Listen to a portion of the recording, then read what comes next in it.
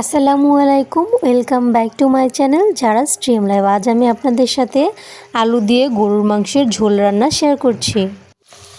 আলু দিয়ে গরুর মাংসের ঝোল রান্না করার জন্য প্রথমে আমি হাঁড়িতে তেল গরম করে এলাচ, দারচিনি, তেজপাতা ও পেঁয়াজ একসাথে ভালো করে ভেজে নিচ্ছি। পেঁয়াজের সাথে আমি 1 চামচ লবণ দিয়ে দিলাম। পেঁয়াজের সাথে লবণটা দিয়ে দিলে পেঁয়াজটা তাড়াতাড়ি সেদ্ধ হয়ে যায়, এই জন্য আমি পেঁয়াজের সাথে লবণ দিয়ে দিলাম ও সাথে গরুর মাংসটা দিয়ে দিলাম। এখানে আমার হাফ কেজি থেকে একটু বেশি পরিমাণের মাংস আছে। আমি মাংসটাকে লবণ ও তেলের মধ্যে 5 মিনিট ভালো করে ভেজে নিব। আমি এভাবেই রান্না করি, জানি না কে কীভাবে রান্না করে। এভাবে রান্না করলে মাংসটা খুব মজা হয়, এর জন্য আমি এভাবে রান্না করি।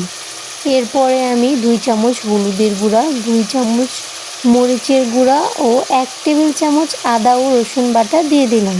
আমি আদা রসুন একসাথে পেস্ট করে রাখি।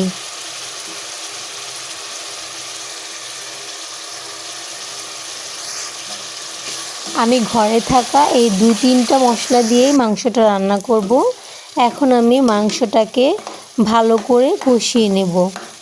মশলাটা মাংসের সাথে ভালো করে মিশিয়ে আমি 5 মিনিট ঢাকা দিয়ে ঢেকে রাখব।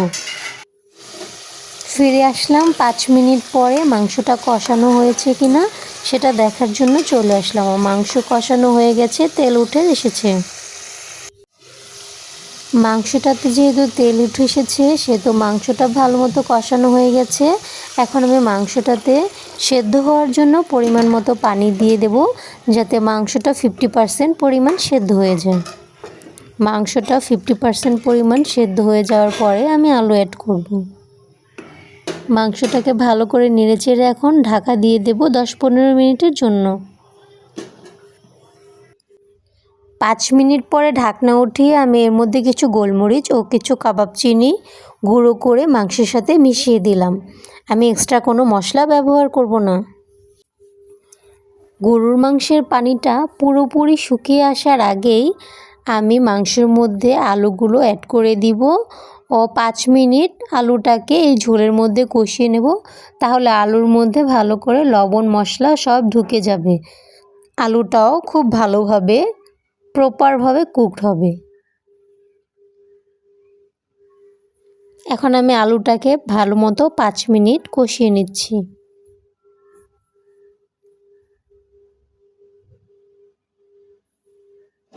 ঢাকা দিয়ে আমি 5 মিনিট আলুটাকে কষাচ্ছি।